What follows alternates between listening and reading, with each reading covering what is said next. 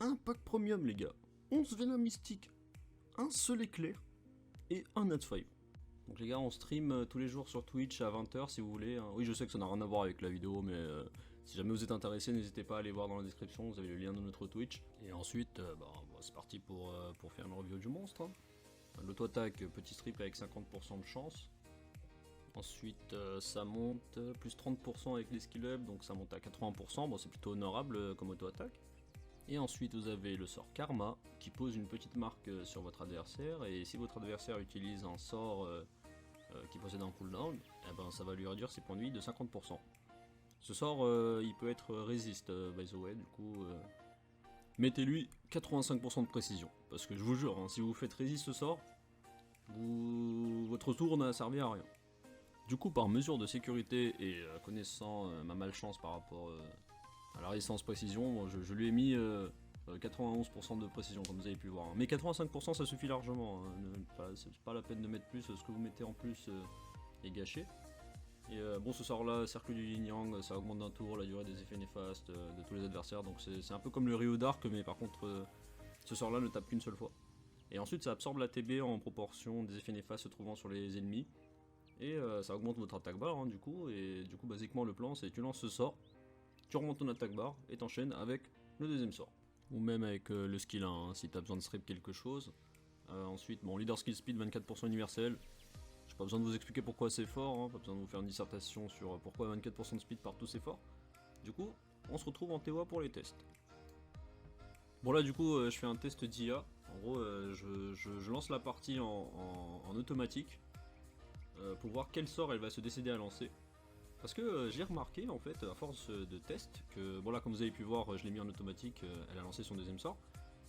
Et j'ai remarqué en fait qu'elle lançait pas son dernier sort, à moins qu'il y ait des effets néfastes en face. Hein. Donc comme tous ils nous ont pas troll, hein. Ils ont fait un monstre qui a une IA plutôt smart. Et je vais vous le montrer dès à présent. Là j'ai mis Messetti pour lui redonner un tour en fait. Donc là je vais la mettre en auto, vous avez vu elle a mis auto-attaque, je lui redonne un tour. J'ai remis en auto, et vous avez vu, elle n'a pas lancé son dernier sort une seule fois. Donc ensuite on va continuer bien sûr, hein. Je vais mettre, en fait là actuellement je vais rajouter Rakuni, pour avoir un deuxième monstre qui lui redonne un tour. Et on voit quand même globalement que le monstre a potentiellement une très bonne IA, c'est-à-dire qu'elle ne lance son sort que s'il y a des debuffs en face. Donc là, voilà, automatique elle a mis auto-attaque, je lui redonne un tour, je remets en auto, elle fait son skill 1, encore une fois, je lui redonne un tour, je remets en automatique, elle fait son skill 2. Du coup je vais vous montrer ce que ça donne maintenant avec les effets néfastes. Avec Marika du coup. Voilà c'est parti, je mets Rika, on va poser plein de petits poisons, et on va voir, on va mettre en automatique à chaque fois qu'il y a le tour de la Onmyoji, pour voir ce qu'elle fait. Donc voilà, là on va faire directement le dernier sort, on pose plein de poisons. Alors, voilà, elle fait son dernier sort. Donc là je l'ai mis en automatique, hein, mais elle a fait directement son dernier sort. Maintenant je pense que je vais mettre, oui, je vais mettre Ganymede en plus là. En gros je vais faire Rika dernier sort. Je vais mettre la Onmyoji en auto, pour voir ce qu'elle va faire. Ensuite je vais reset la Onmyoji avec Ganymede. Et je vais la remettre en auto pour voir si elle va toujours faire son S3. Donc en la posant sur tout le monde, là je mets en auto, elle fait son S3. Elle regagne un tour parce qu'elle a absorbé la TB. Là je reset la Onmyoji. Et on va auto-attaque ce monstre là. Voilà, je remets en auto et comme vous pouvez voir, elle relance encore une fois son S3. Donc ça c'est un facteur qui ne change pas. Hein. Dès qu'il y a des debuffs en face, elle va faire son S3. Donc c'est cool quand même que comme TOS se mettent à faire des monstres avec une bonne IA. Bon là maintenant je vais tester avec Etna. Parce que Etna par exemple elle pose un seul debuff.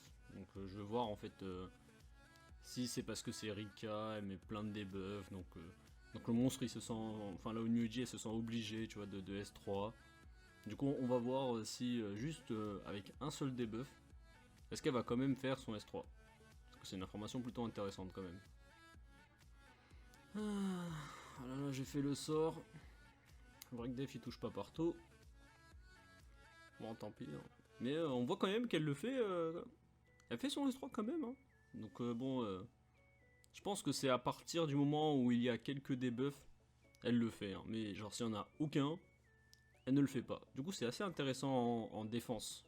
En défense arène, défense GVG, il y a moyen de faire un truc avec.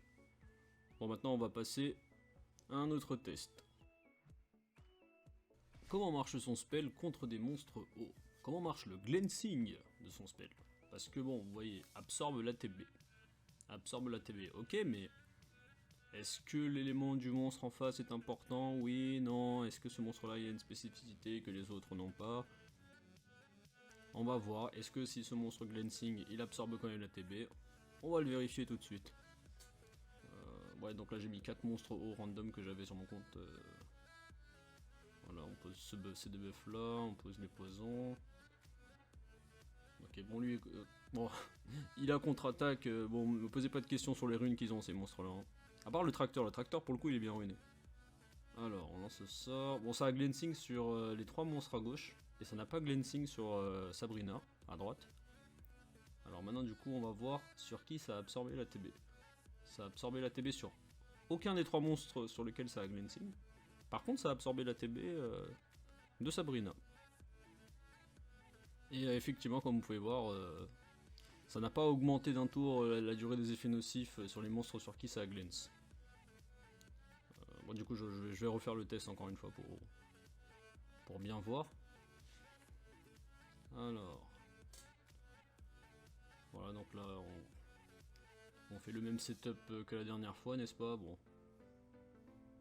Voilà, des debuffs, des debuffs. Maintenant, on pose le spell. Ah, ça a pas Glensing sur les 3 à gauche cette fois-ci. Ça a Glensing sur Sabrina. C'est complètement l'inverse de la situation de juste avant, quoi. Quelles sont les chances? Tiens. Oui, donc ça a pas Glensing, du coup ça réduit la TB, ouais. Donc, ce sort ne réduit, n'absorbe la TB que si tu glenses pas. Et maintenant, ce que tout le monde veut savoir. Qu'est-ce qui se passe si tu mets cette marque sur un Molong et que Molong S3? Que se passe-t-il donc?